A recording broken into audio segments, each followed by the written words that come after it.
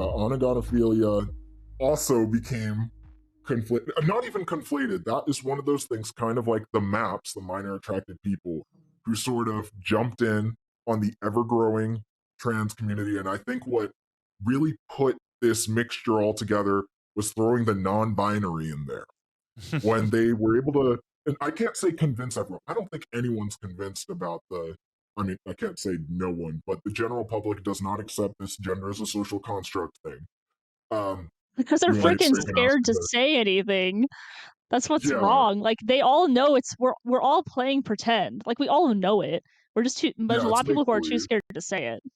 I think Yeah, and oh, go ahead. I was gonna say, I think one of the things that continues to get me as they continue to add on more and more letters is that the more they add, I think I would say after T in their sequence of letters, the more it invalidates the original four. Like it Yep, doesn't make sense for you to exactly. be gay or lesbian or bi, and definitely not trans if you can just be anything Yeah, that you identify exactly. with. And that's what opened the floodgates. Mm-hmm. Yeah, especially trans. Like if and now maybe we're talking about the more radical ones because they will try to say that gender and sex aren't the same thing. But for somebody to say that they are transitioning, there has to be something they transitioned from. So at this point Yes, where exactly. they've gone down this road where you can be whatever you believe you are, Yep, it invalidates the existence of anybody that's trans, whether they're legitimate, like legitimate, uh, tra- like transsexuals, you said, which everything before the it's Q, just a racism. everything before the Q is now completely irrelevant, because the Q stands for queer, and it's sort of, hey, if you feel like you're different and you haven't figured it out yet, you can just say you're queer, which used to be a slur like 10 years ago. Used to be a slur Mhm. to say that someone was queer now.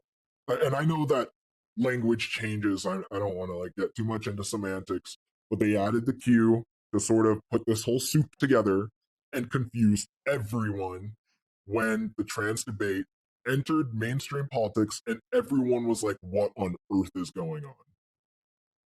Yeah, and now nobody bats an eye when they had something like Two Spirit. It's just like, Yeah, yeah, whatever's exactly. No next. one's What else you yeah, guys no Well, got at one's this and point? also I do wanna say though with the questioning thing, that is 100% to get the younger crowd, like yes, 1000%, because what what young person isn't questioning everything, right? And yep, if you create an environment where, you know, gender is relative and sex is relative and heck everything is relative, questioning essentially is meant to get in as many young people as possible. It's become yep, more and more broad, like LGBTQ, you know, whatever that is. They might as well not even be categories anymore.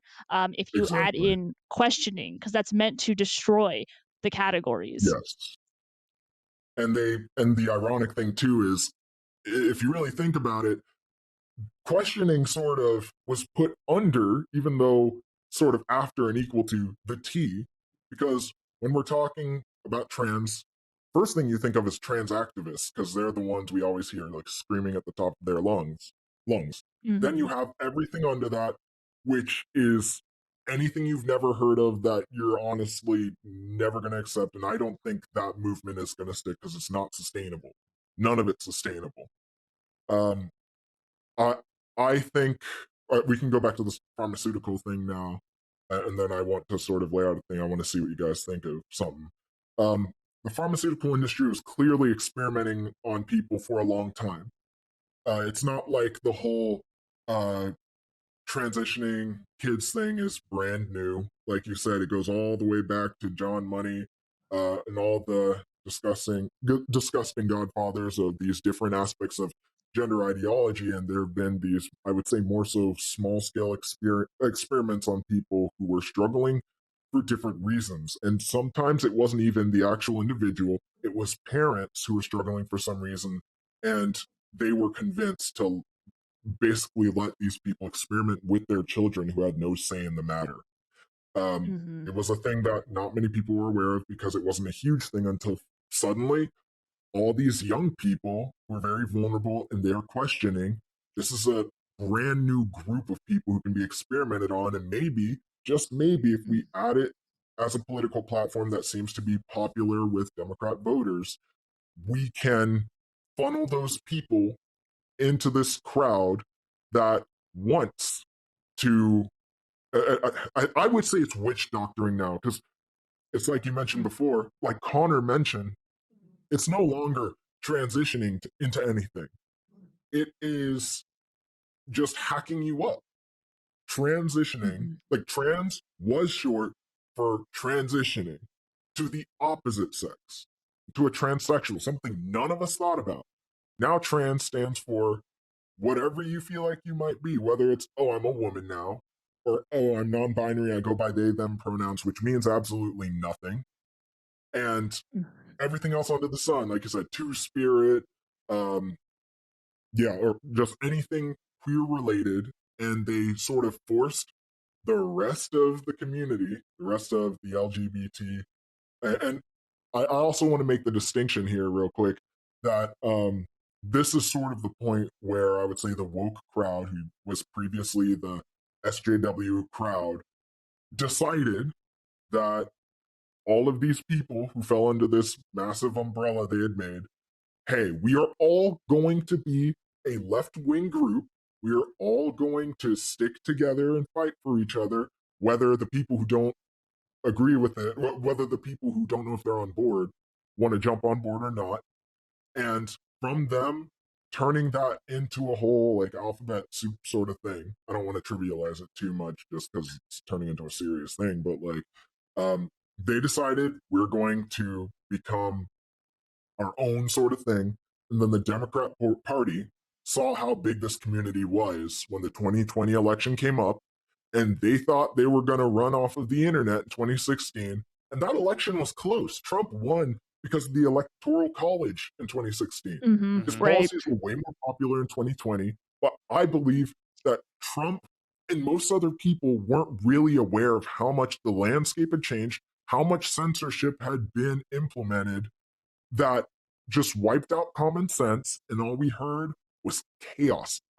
I think all we heard was chaos. Everyone was scared by the time that COVID hit, and you really just had to go with whatever you were thinking or feeling at the time, whatever information was in front of you, and go according to the best of your knowledge. And there's a lot that you're not educated about. Suddenly we're worrying about, like, why is everybody suddenly so worried about the LGBT community? Gay marriage was just legalized in 2015, and that was super polarizing.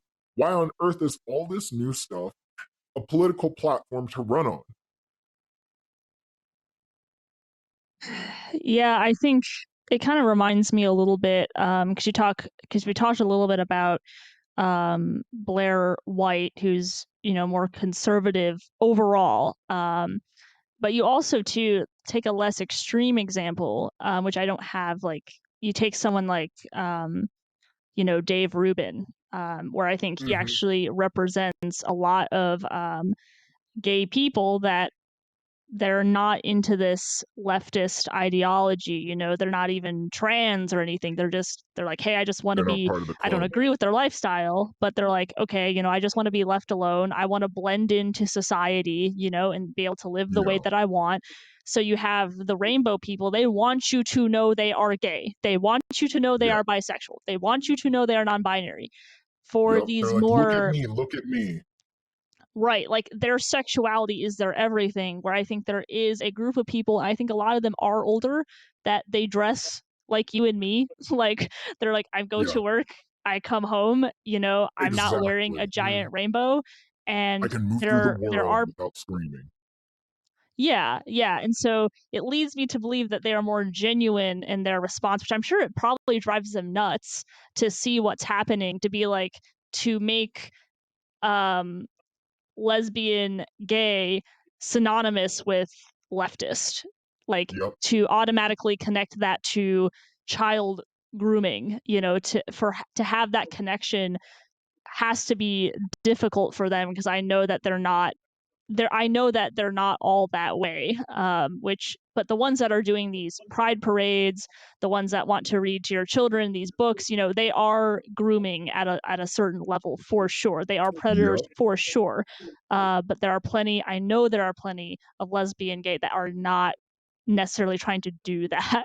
You know what I'm And it's how saying? we got Gays Against Groomers. We have that group that's starting to Mhm. gain traction.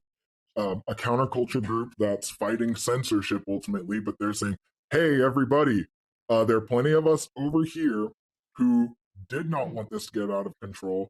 We're not part of this woke crowd. We do not want to re educate you. We just want to live our lives. And when they say it, they actually mean it. But they know they're going up this Yeah. juggernaut that has been ultimately adopted and hijacked by the Democrat Party, inherently turning it left wing. And since enough of these Mhm. people are screaming at the top of their lungs, they have convinced the country. When I say, well, yeah, I can say convinced. I believe that they've convinced enough people that they are not strong enough that the common person who goes to work on a Monday and takes vacation when they can get the opportunity to. The common person cannot fight this massive group, which is the new civil rights movement, which has absorbed every sub civil rights movement, including groups like Black Lives Matter, like Mhm. Yeah, choosing to have I wanted to ownership. talk about that. I want to talk about that Yeah, because we're kind of getting into the 2020 era. I mean, I think did we get past that? I'm not yeah, sure.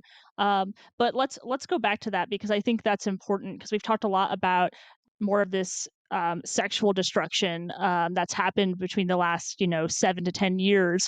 But I think George Floyd is a good place to start because I yeah, feel like that is almost a point where we watched there be a shift. But I yeah. want you to talk a little bit more about that, and then I have some questions for you as well. Sure.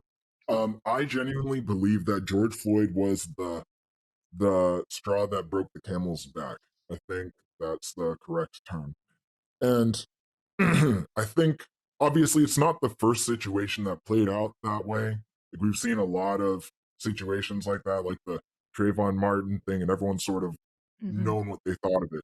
But this was the post mass censorship era, for one, and two, woke had become mainstream, and three, it's when they started to employ this whole misinformation, malinformation, just take advantage, complete advantage of absolute chaos. So And everybody it was was, locked up yeah, at everyone was home locked up with and then they're nothing else running to around do. in the streets, firebombing businesses and cops and stuff. Mhm. So I will say I believe I was wrong, but also right. And then at the beginning of the thing. So first thing that the first thought that I had when all that broke out was, uh, and I happen to be black, by the way. I was like, I Mhm. don't like. I mean, a similar principle, and this is how the black community has gotten hijacked by the woke movement.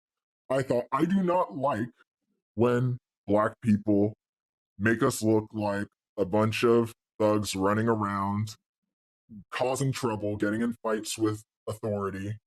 Um, I don't like when that's the connotation that people have with black people, and I have to sort of uh, fight with the stigma, at least within my own community, for lack of better terms.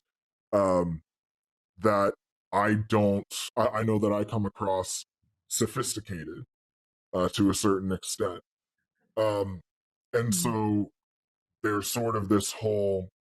I don't want to go too much into it, but I already can't relate a whole lot to the general idea of what um, people think of when they think of the general black community and how they vote.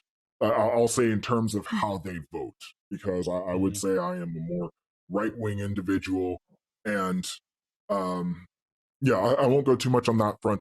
Where I was wrong about the George Floyd thing was after the video came out, the very graphic video where Chauvin's on his neck and all that, it seemed clear cut enough to, and it's not that everyone bought it, but it seemed clear cut enough to be like, well, that was so animalistic. How could you treat a human that way? And then everything sort of just exploded. And everyone's like, oh, there's no excuse for this happening. And I fell into the pathos, I think the right word is the pathos of, yeah, this is a very emotional, this big emotional issue. I'm going to skip ahead real quick and then go back to this current moment because this is so relevant and this I hate so much. Months later, the full body cam footage came out, and obviously Candace Owens, who's a very popular black polarizing political figure, she made a whole documentary on the events leading up to it and who Floyd really was and how that situation came to pass. But in the body cam footage, Floyd was resisting arrest, caused this whole kerfluffle that did not need to happen. And he was also shot up on some drug, I believe fentanyl. I think Yeah, he it had It was a was a incredibly mix. high. yeah, Yeah. he had a lethal dose of something in the system. He was dying anyway. And he was completely resistant of the cops. He asked the cops to put him on the ground. And that's how we ended up with the situation that ended up going viral. And it upsets me that that never hit and maybe it wouldn't have changed anything, but it changed things for me because now it's again a situation where okay, it's a criminal resisting arrest who was already kind of done for. Like, best chance that Floyd would have had is if he could have gotten medical attention, which maybe he could have if he wasn't resisting arrest. Hmm. Um, but Hmm. the reason it's the straw that broke the camel's back, and this is why I believe Trump lost. I believe it's why Trump is not. He's just objectively not a good candidate. He is an effective politician, clearly, but this is what makes him a bad candidate.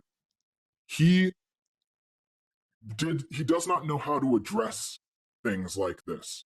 I don't believe it was his job to morally grandstand or anything. He didn't have to do anything like that. Um, I believe that the presidential thing to do would be sort of a Vivek Ramaswamy sort of thing. Hmm. To not even you don't even have to commentate on the events leading up to it. You don't have to sort of go into the polarizing aspects of it. You go, hey, we are one people. Like, we are all Americans. This is a terrible thing that happened, yes, and people have their different opinions about it. But let's not make this a race war.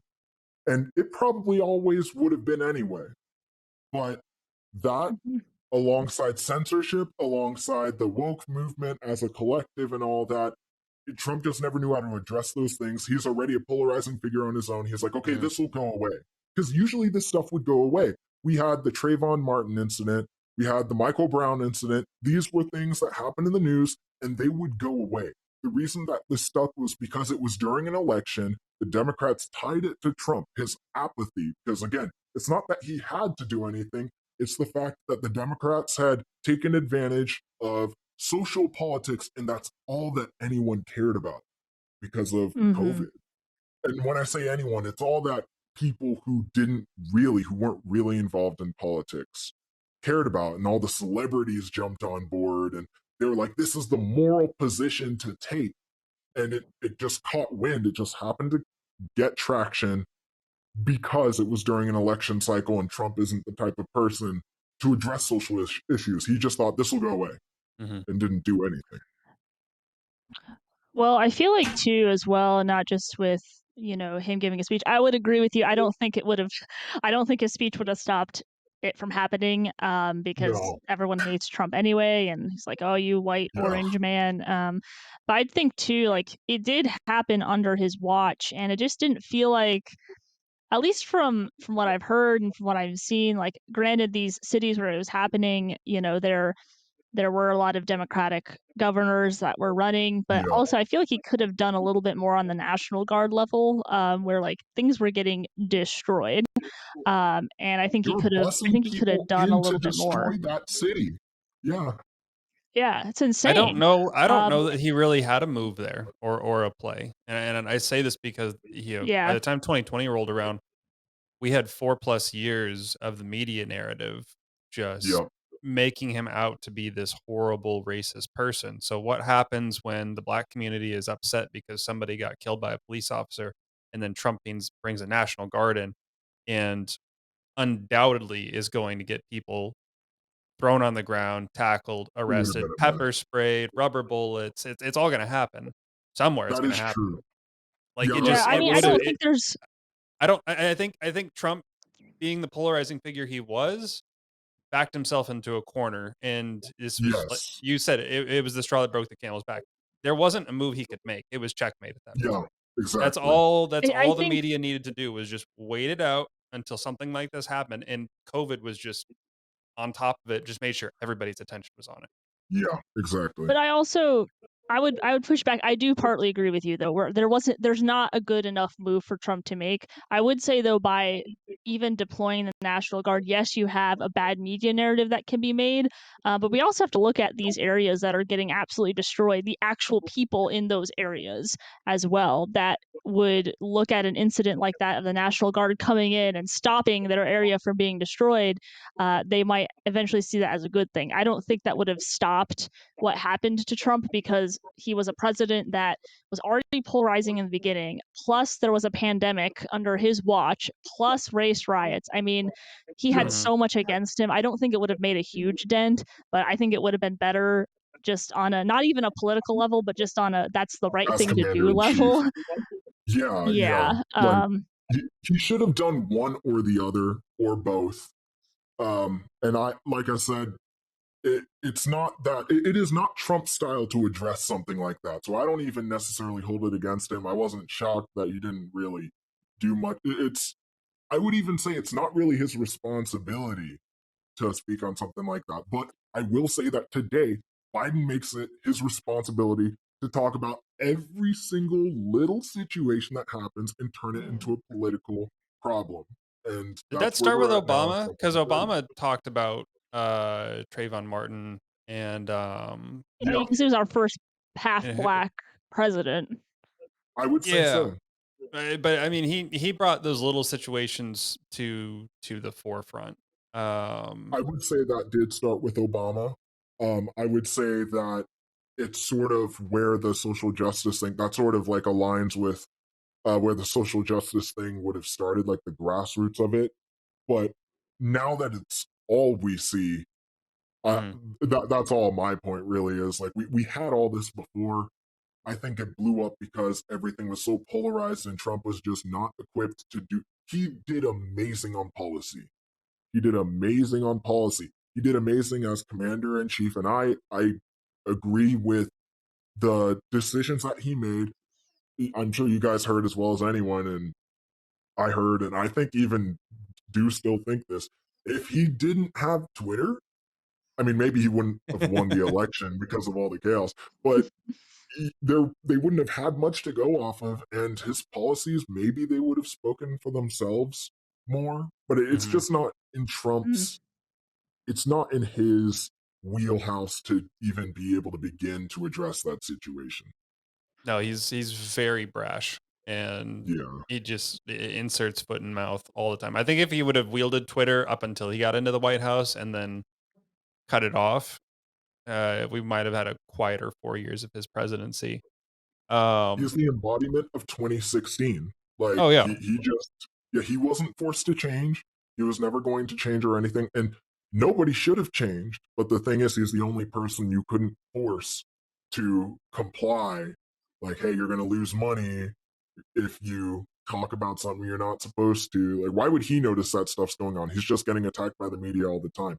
He was no Mhm. longer the most equipped person to deal with that sort of thing. Yeah. No, Mhm. I agree. There's also there's also too, and switching it from political figures like Trump and high up Democrats to kind of the people on the ground. Um, the difference I think between transgenderism, that rise, and then this racial rise is that it's a lot easier to trick good intentioned people. Like for example, Yep.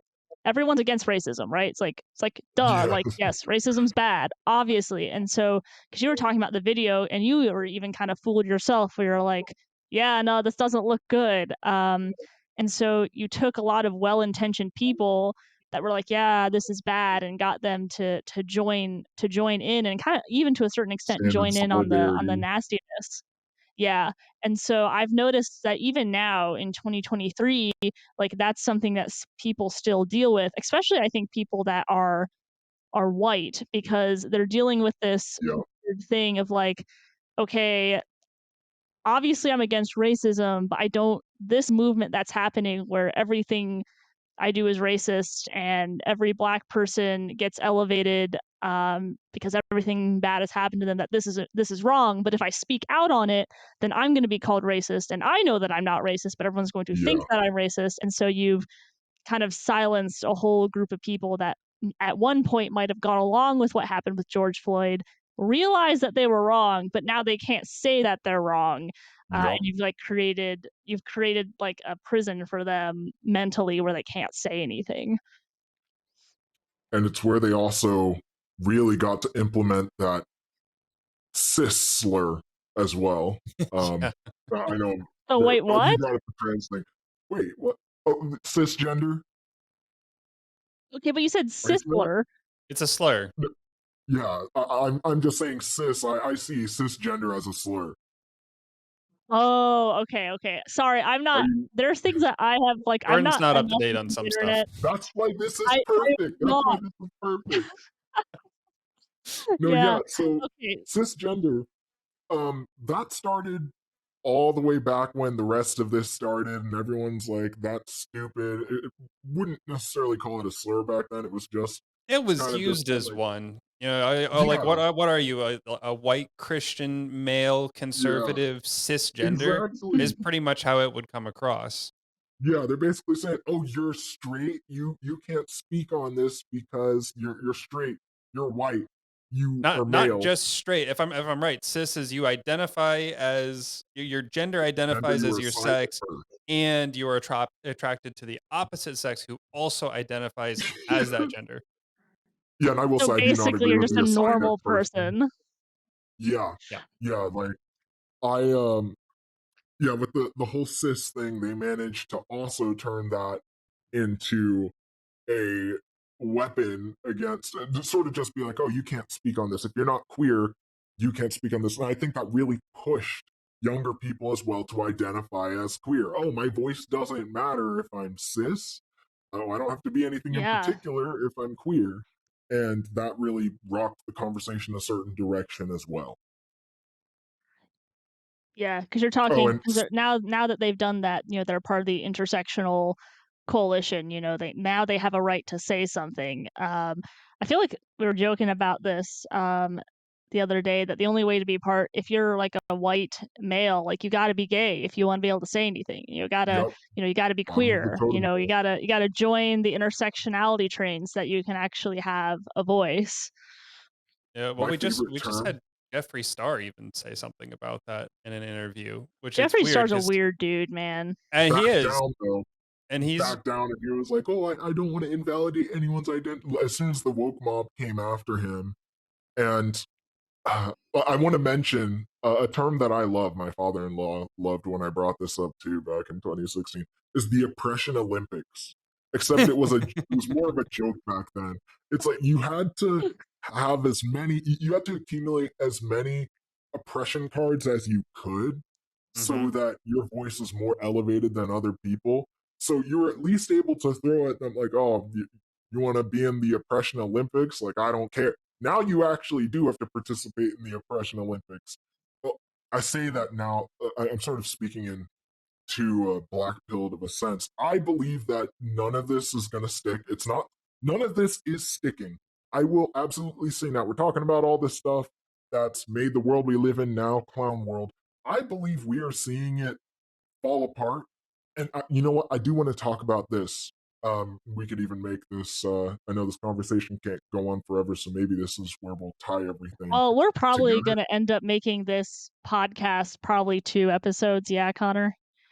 2 episodes? probably we could have 2 Okay. good Yeah. 45-minute It's episodes out been of a this. good conversation, though. It's been a good Okay. conversation, so I think people are really gonna enjoy this, a lot, but, Okay. go ahead.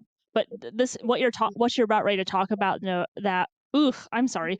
What you're ready to talk about now kinda gets us to where we are today, 'cause you believe Yes. that this is going to all fall apart. I have not been convinced of that yet. So go ahead and just explain why you think it's going to happen. Yeah, and this will be a good conversation for that exact reason. The reason it is not, well, it's just not sustainable inherently, but I believe the reason that it's going to fall apart and it's already falling apart, outside of the fact that a lot of things are declining at the same time, starting with Biden, is that when the Democrats sort of devoured the woke movement, they took what used to be the SJWs, which is now authenticated into the woke movement, which has infiltrated every facet of society, every institution, and education, and media, and all of that. They have made themselves synonymous with the people who have said, I can be and do whatever I want as long as I feel like it. And that sentiment has led us to a point where the maps have infiltrated the LGBT community and they have conflated everybody in the LGBT community with basically the concept, the mere concept of onagonophilia. Like when most people, educated people who know that they have been finding porn in schools, which really came to light in COVID when parents started to see uh, what was going on with their children in class and such, or even if not in class, they started looking into what's in their libraries. I won't be like, oh, this stuff wasn't being explicitly handed to them. In some cases, it absolutely was, and TikTok brought that to the forefront because people were self snitching. But it's become very clear that the Democrats were like, oh, as long as we ride the woke movement, this will keep going. However, they have allowed themselves to be associated with a group of people who are ever changing. They do not have base values. They have not agreed at what they are. They have not defined what they are.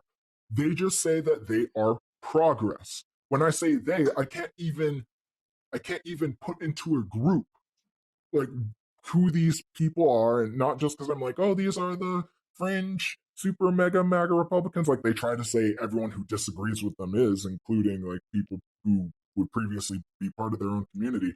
But this has gone in the direction of going after kids, and every single person with common sense knows that kids are off limits.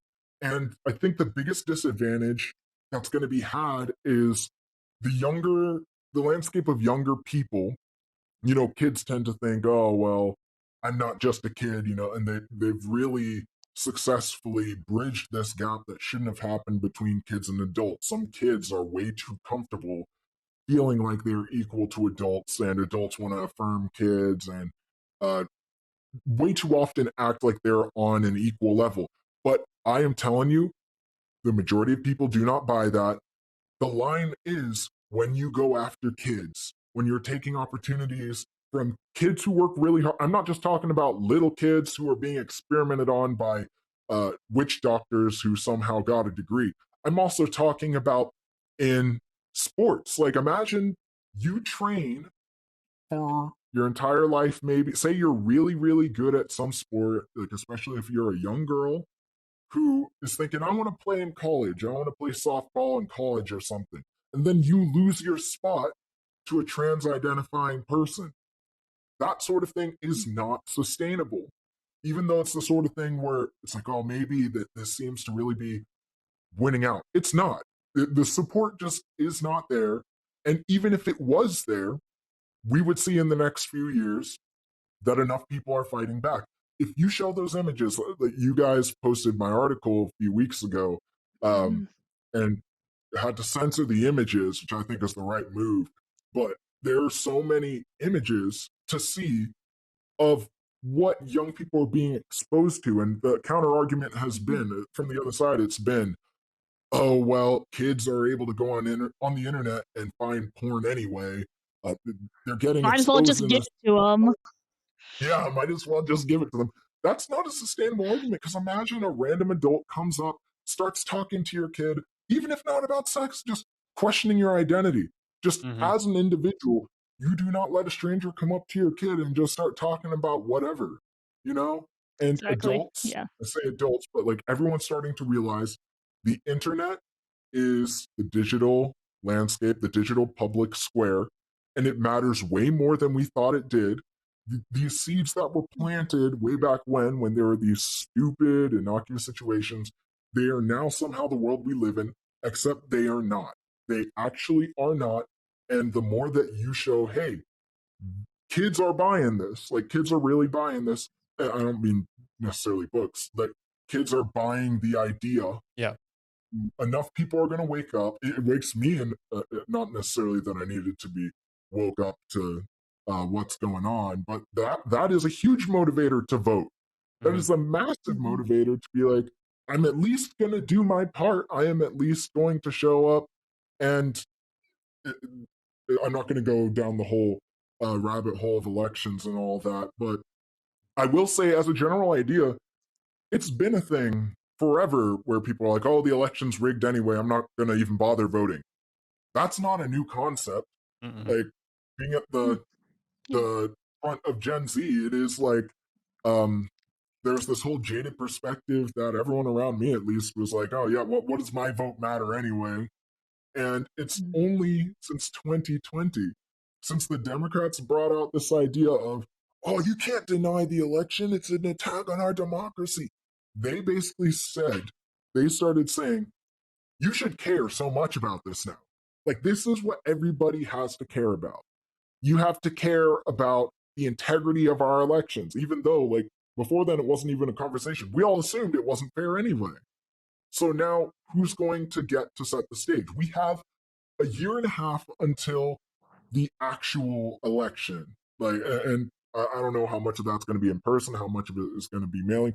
We have a year and a half until voting starts, like the final stage, whatever. I wish I could say I understood more about how we even start from the primaries and get to the point where we have the two that we're allowed to vote for, and how many of those are going to taper off to a third party that's just not going to win.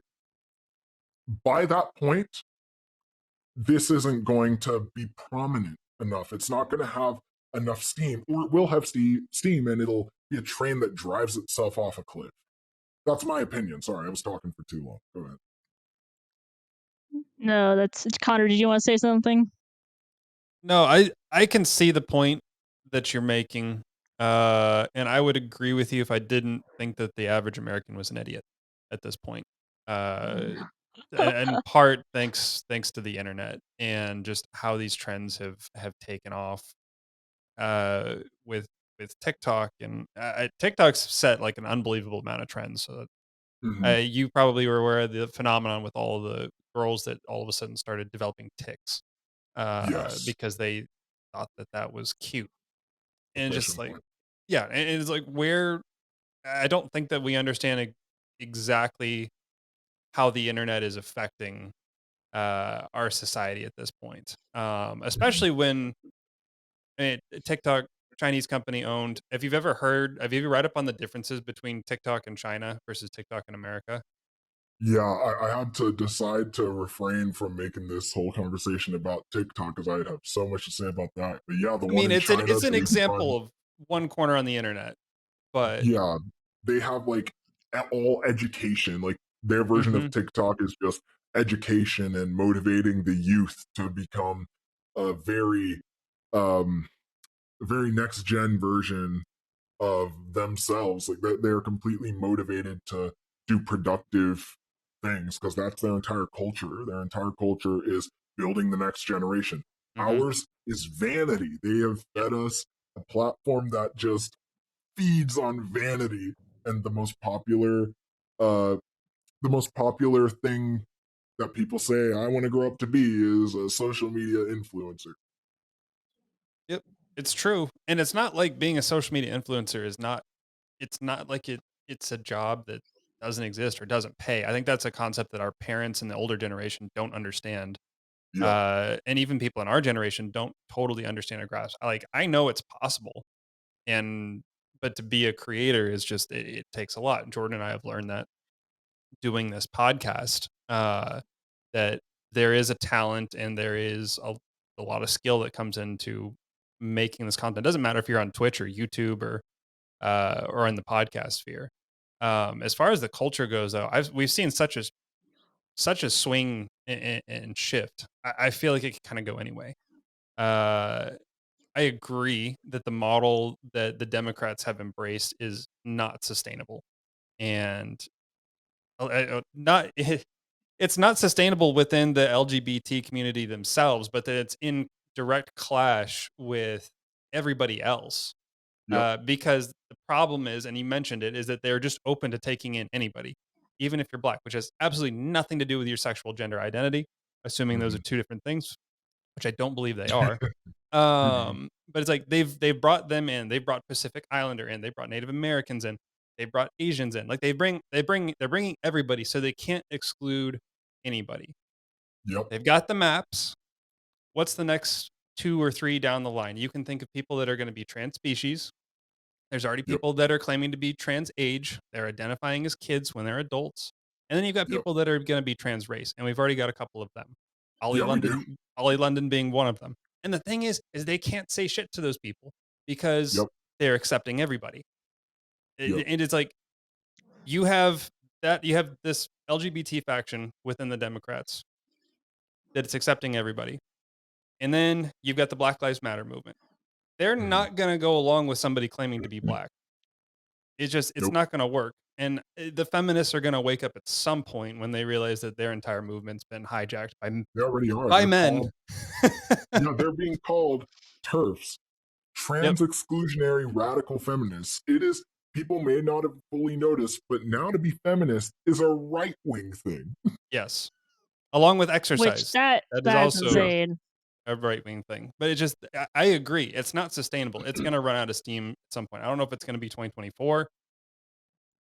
Yeah, and Definitely by 2028, I would be very surprised if this is still going strong. yeah, and again, I can't speak too much about the election because there's just no way to know how all that really works or how all that will play out, especially with the precedent that has been set. But I think culturally, the culture is what's going to matter more. And here's my strong opinion of how to win the quote unquote culture war. No, not quote unquote. This is a culture war because these groups cannot exist at the same time. But I will tell Mhm. you exactly how to quote unquote win. This is what I mean. There are plenty of things that need to happen, and it does not need to be at quite this level. But there are two very genuine things that I think that you can present to anybody to really change their perspective. One is just pointing at it. It's telling them, hey, this specifically is what's going on. It's showing them images, those uh those what's the word I want to use? The kink Mhm. images out of the books that are quote unquote being banned in Florida and that people are waking up Mhm. to. Show them those images. Just be like, hey, this is what people are freaking out about. It doesn't even matter if it's happening on a grand scale. People will argue, oh, well, this isn't happening everywhere. Or, oh, they're exasperating this to make it seem like it's bigger than it is. It doesn't matter. Kids are off limits. Show them the queer porn. Actually, I want to say the, and when I say them, I mean parents. Mhm. Show adults the kink porn that is being exposed to Mhm. children. Go directly to them. Younger people care too. Younger people will listen to a good argument. Like we just assume all younger people are left wing people. No, they're just never spoken to.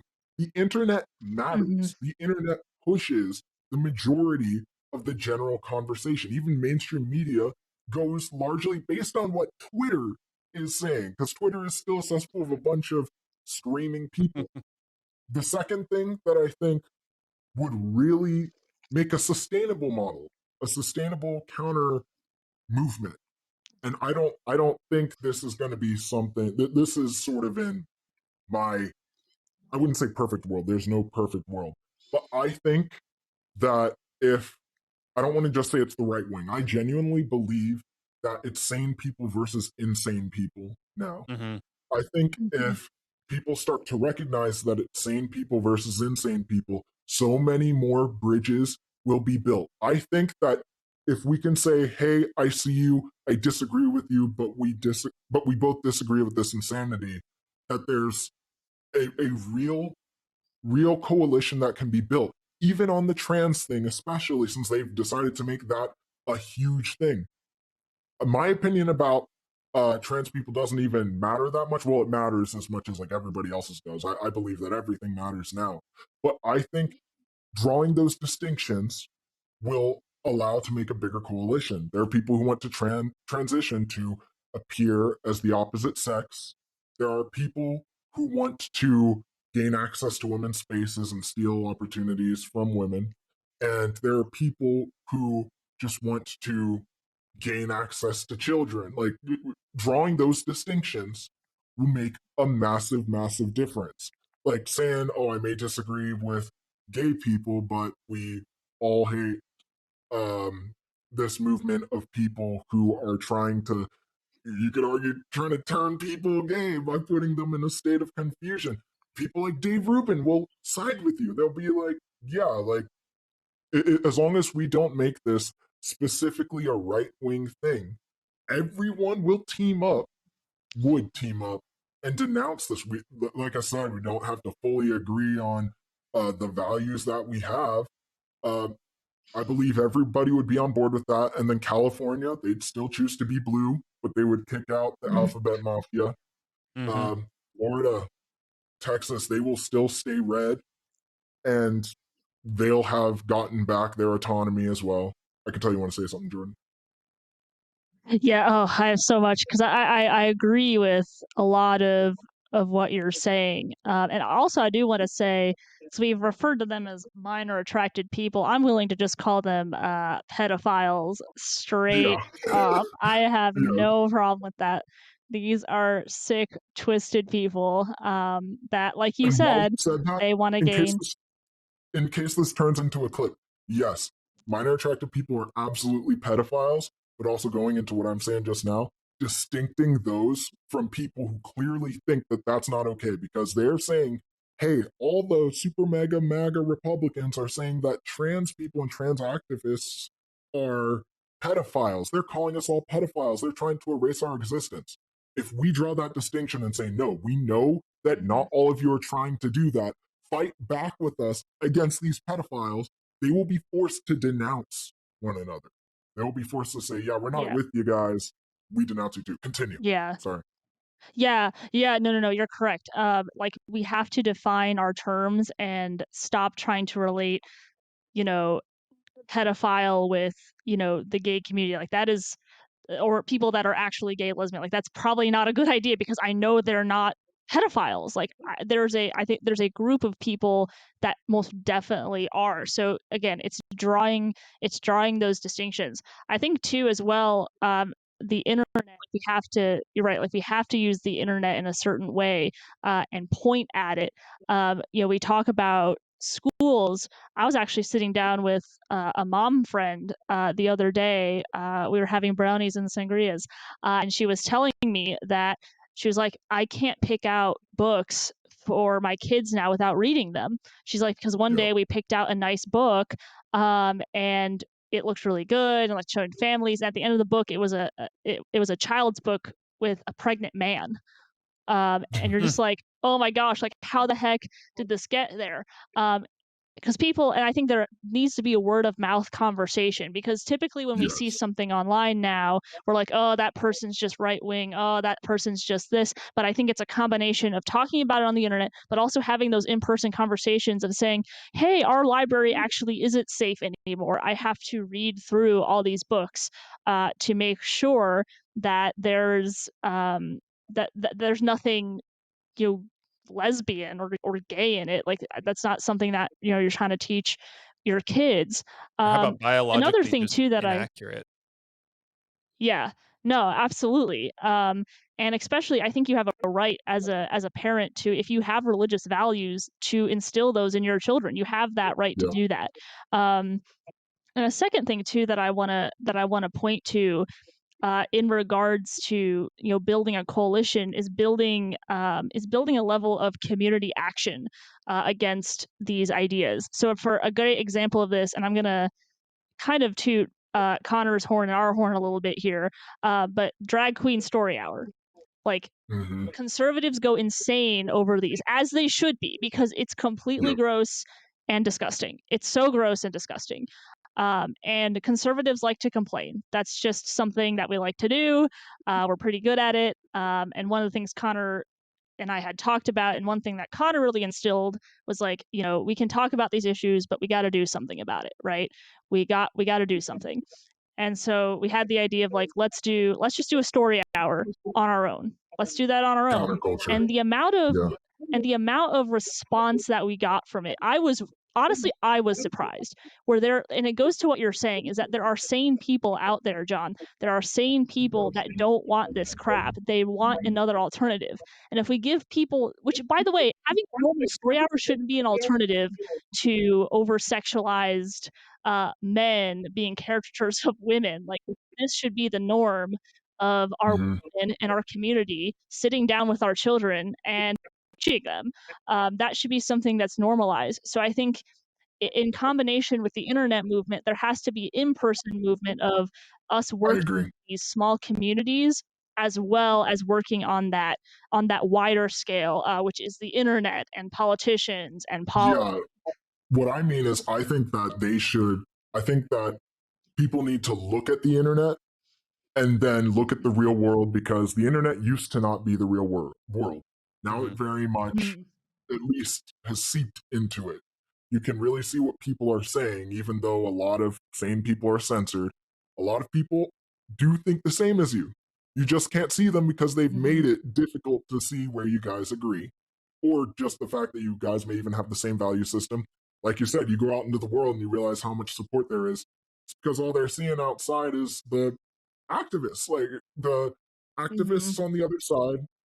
And I also want to mention, like, adding on to what you're saying about the drag story hour thing. In any context, drag is considered adult entertainment. It's considered Yes. adult Yeah. entertainment. If you want to win that battle, one, you can say that, and obviously the argument's going to be, well, like there's a child. I've heard weird arguments that I guess are whatever. I don't think they work. But I think what you need to do is say, hey, one, this isn't okay anyway.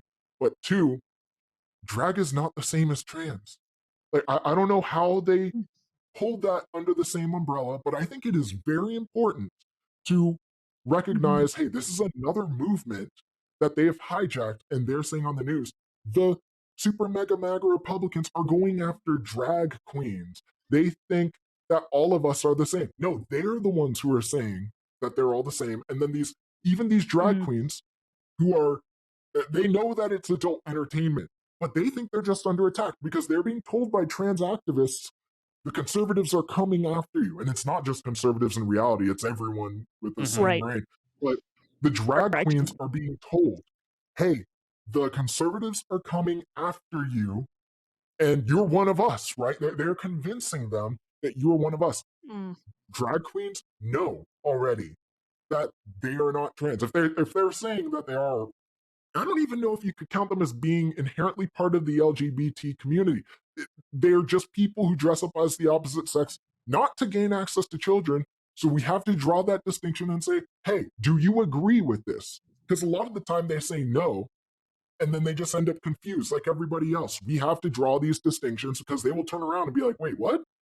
They will turn around. They think they're under Yeah. attack by normal people because they themselves, I mean, I wouldn't necessarily say that, like, obviously people who are dressing in drag are quote unquote normal people, but people who are just going through their lives and who like to do drag and stuff, they're not the same as trans radical activists.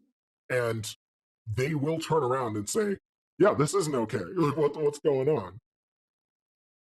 Yeah, there's to me that one's tougher too because I've actually there was a point where we were kind of protesting a drag story hour in a public park, along with a few other people, and there is actually like a drag queen story hour organization. Like I kid you not, like where they travel around. Like so there has to be sex. I guess there has to be a sect of drag queens that understand that it is more sexualized entertainment. And then there are Yep, some of these people that dress up as drag queens that are sickos, and want to talk to your kids. yep. Because I was even talking to someone again. I was bringing this up. Someone I know who is a bit more moderate, so not a conservative, right? Not a conservative. Where, and I don't agree with what this person said, but this person was like, yeah, I think I've enjoyed going to drag shows, but it's obviously very sexual. I wouldn't make this entertainment for a child. Like, I wouldn't, this is not for children. Which this is, again, this is a very like moderate, slightly left leaning person. So it's what you said though. It's what you said though, John, is that this is a battle between those that are sane and then those that are insane. We have to be able to draw those lines somehow. Here's my concern though, with what you're saying with the kids, right? These pedophiles, like you're absolutely correct. The line should be kids. We all know the line is children. We all know this. My concern is that one, it's not going to get the media publicity that it should be getting. And I'm going to kind of go against myself here for a second as well. It's not getting that, but two, people are so scared because there are real life implications of Yeah, speaking out against this, which it should not be the case. but it is. Because like you Yeah. said, they're bringing pedophiles under the LGBTQ plus umbrella. And so if you criticize these people that call themselves maps, well, now you're criticizing the whole community. It's really, really smart on their And end. they won't It's use the really name smart. map, but yeah, continue. Yeah. Um, and so I'm scared that fear will not. They shouldn't allow it to, but there is a lot of implications if they say something. Now, to that point, you could be correct in the sense where there is a light being shined on this, and I think a good example of this, which I need to go see this movie, by the way, is The Sound of Sound of Freedom. Freedom. Mhm. Yeah, Mhm. which has now made, I believe, over $100 million. That is shining a light on children. Now, granted, it's sex trafficking, right, which obviously is horrible. But even opening the conversation around children, I think that could actually have a historical impact on what It will. happens in the next year and a half. Where if we start shining the light on children, it's like, okay, what else is happening with children that we're not Yep. looking at? Um, and I've heard, good reviews from those that would not consider themselves conservative talking about this movie. So in some ways, I think I want you to be right, right? I want you to be correct. But I have my concerns, but I do see some good things happening. Like I said, you do have people that are rising up, and I think that can encourage people to speak out. And then you also have a movie like The Sound of Freedom, which has just destroyed the box office in a way I couldn't have expected. And I've got to reiterate, like, my opinion isn't mostly based on the election. I don't care. I mean, I care about the election. I really would prefer for America to not be Rome. Um, I think that the culture matters, and Matt Walsh has said this, and I love Matt Walsh. I think the culture matters more because politics is downstream of culture. I think it is undeniable Mm-hmm. that politics is downstream of culture, and you guys are doing an amazing thing in creating counterculture because there is a demand for counterculture. It's why Sound of Freedom is going so big.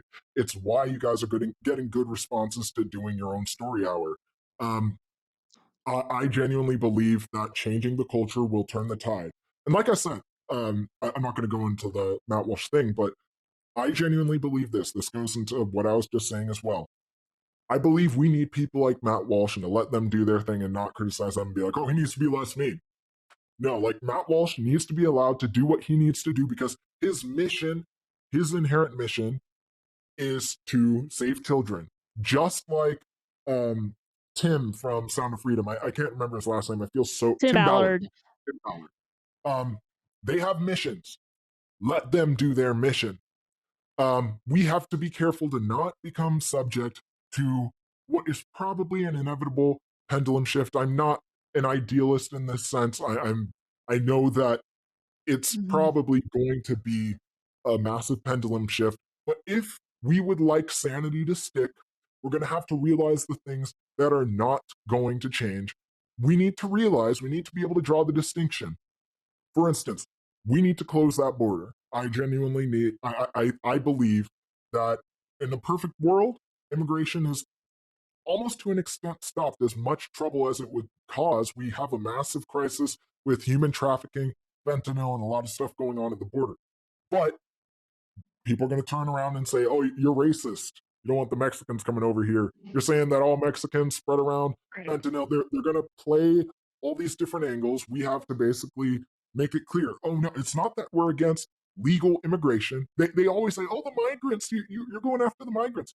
You have to draw lines. You have to say, "No, I have no problem with legal immigration." They'll still go after you for uh, attacking the illegal immigrants who have such a hard time gaining citizenship and such. But drawing that distinction, even though it may feel like a drop in the water, is going to matter. It's going to matter on the front of trans people, like the LGBT community as a whole, is not going to go away. But you need to drain it. You need to convince them to drain themselves, just like they're right now forcing. They have put the onus on the right wing to drain themselves of, I guess, Nazis. Not that I think there are that many in the right wing community, but they're also trying to say all sane people are right wing.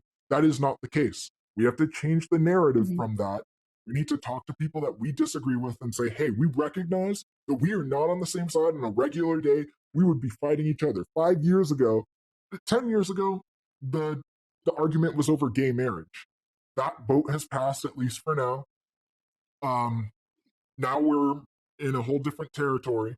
If you want some degree of normalcy, I genuinely believe what you have to do is have the conversation, fight for your side, but at the same time say, hey, I recognize that not all these people identifying as trans, they are all pedophiles. I don't believe that all drag people are all pedophiles. Because that should be common sense, but that's not what they're being told. Trans activists on the other side are saying they're lumping us all together. We should lump them together back. I think if we want a long lasting difference, we have to not do that. We have to say, hey, we know that there are distinctions within your community. Drain your own community and let's get back to fighting over what we believe should actually be policy. Because these radical policy changes, they are not sustainable. And we need to all know what's going on. Like I said, show them the kink porn. Tell parents what's going on. Talk to the youth about what's going on. Educate them on Alfred Kinsey, John Money. More people than you think will listen to you. But we are going to go back to that argument over the involvement of people in the LGBT community versus more traditional people, because that's what the argument would be right now if we weren't dealing with radical woke people. Yeah. Yeah. No, I think this is a good place to kind of end, because I feel like we could honestly talk for way longer. Honestly, Yeah. I think that you've laid out some really great arguments.